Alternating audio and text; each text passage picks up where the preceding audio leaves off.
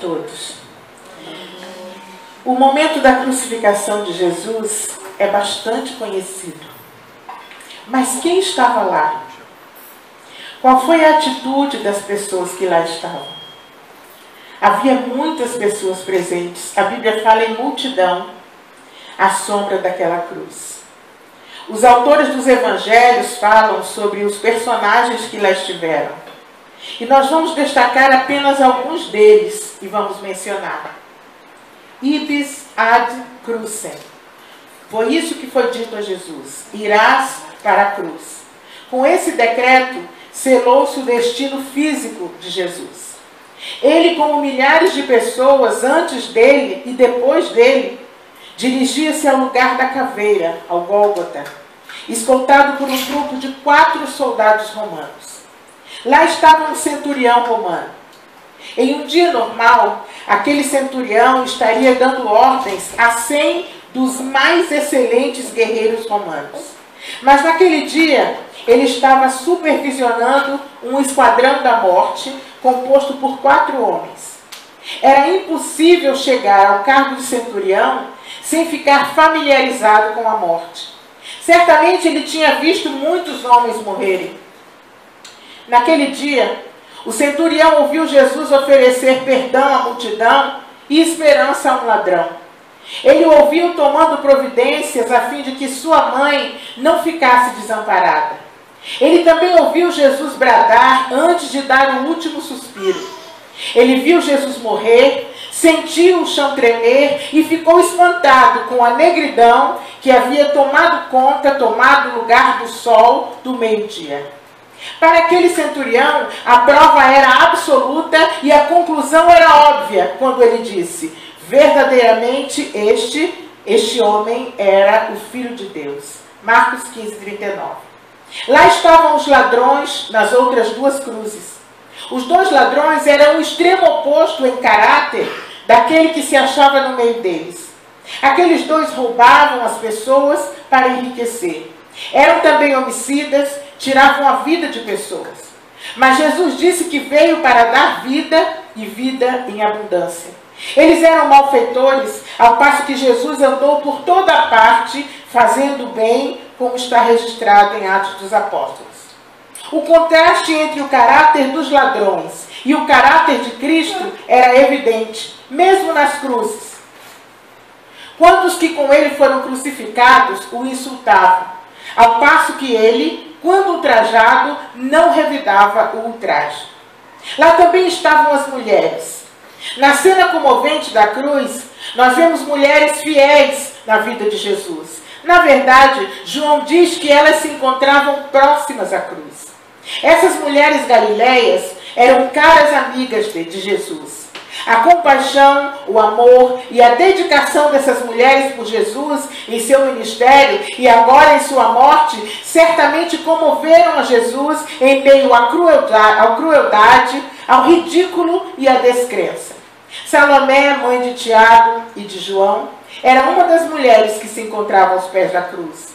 Assim como a mãe de Jesus, Maria, e também Maria Madalena. Lá estavam os zombadores. Ao pé da cruz também se encontravam vários zombadores. Porque Jesus foi ridicularizado, cuspido, esbofeteado e açoitado. Além disso, ele viu as pessoas para as quais ele havia ministrado preferirem que um assassino fosse solto em seu lugar. Após horas de maus tratos, ele foi pregado numa cruz e erguido como um espetáculo público. Mateus registra esse momento no capítulo 27 do livro de sua autoria. Os que iam passando, diz Mateus, blasfemavam dele e, meneando a cabeça, diziam: salva-te a ti mesmo, se tu és o Filho de Deus, desça dessa cruz. Então nós creremos em ti. Confiou em Deus, pois que Deus venha livrá-lo. Se de fato Deus lhe quer bem, porque Jesus disse: eu sou o Filho de Deus. E os mesmos impropérios lhe diziam também os ladrões que haviam sido crucificados com ele. Porque zombaram, mas por que será que eles zombaram de Jesus enquanto ele estava pendurado naquela cruz? porque eles olhavam para aquela cruz e viam um perdedor desnudo, um homem completamente despido de sua dignidade. Como não sentiriam desprezo por um pobre coitado que se dizia filho de Deus, mas que ficou sem defesa contra seus inimigos, ali pregado numa cruz? Na mente deles, a cruz segurava um fracassado, um homem que viveu na pobreza e morreu sem que ninguém fosse defendê-lo.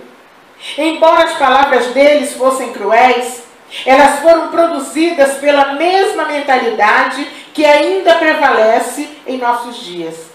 Aquelas pessoas zombavam de Jesus porque aos olhos deles os milagres e os ensinamentos de Jesus haviam perdido todo o significado.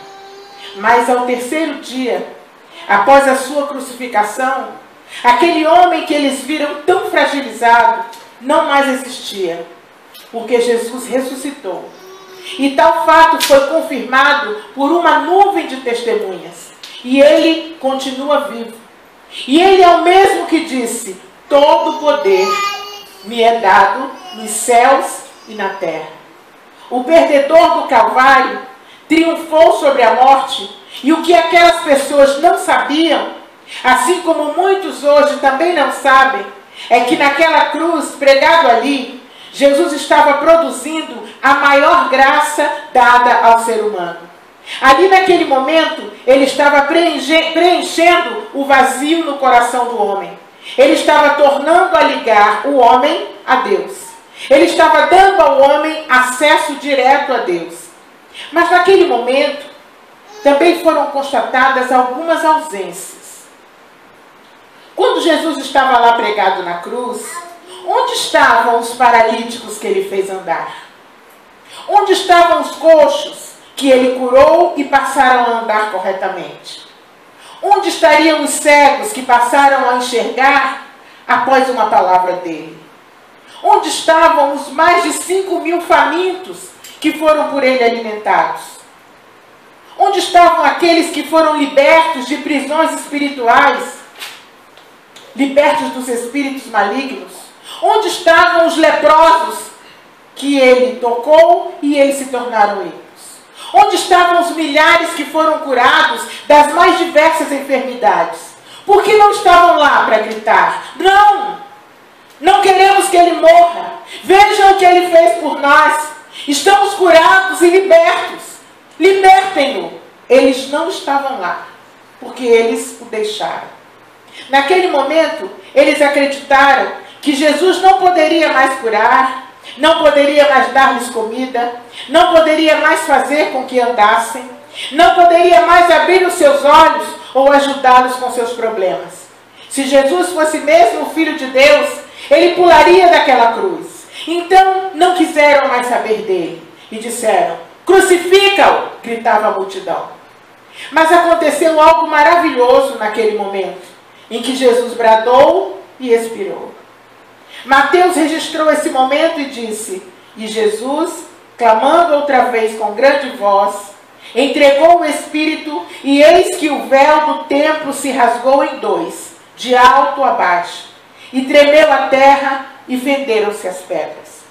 Aquele véu que ficava no templo, que nós vemos aqui rasgado, significava que existiam obstáculos ao homem para que ele pudesse chegar a Deus.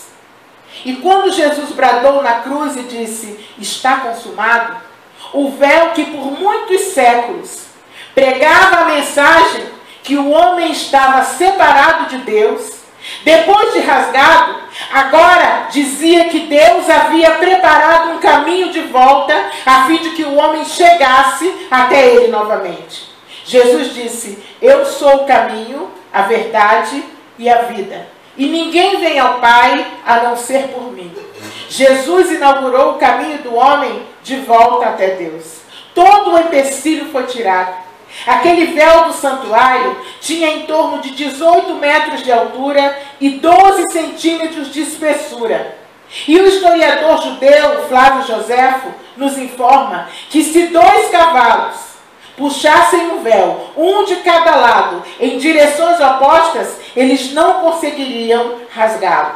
No entanto, naquele momento, o véu foi rasgado de cima para baixo, simbolizando que ele se rasgou não por obra de homem, e sim por intervenção divina. E porque o véu foi rasgado, hoje, nós não precisamos mais ficar do lado de fora, longe de Deus. Porque cada um de nós tem livre acesso à presença de Deus através de Jesus. E Jesus disse em João 10:9, eu sou a porta. Se alguém entrar por mim, entrará e sairá e achará descanso. Jesus ainda cura hoje. E eu sou uma prova viva disso. Jesus ainda liberta. Jesus ainda preenche o vazio no coração do homem. Jesus ainda transforma as nossas vidas. E hoje nós vamos contar essa história de amor por alguns minutos, narrando, cantando e dançando a mensagem da cruz.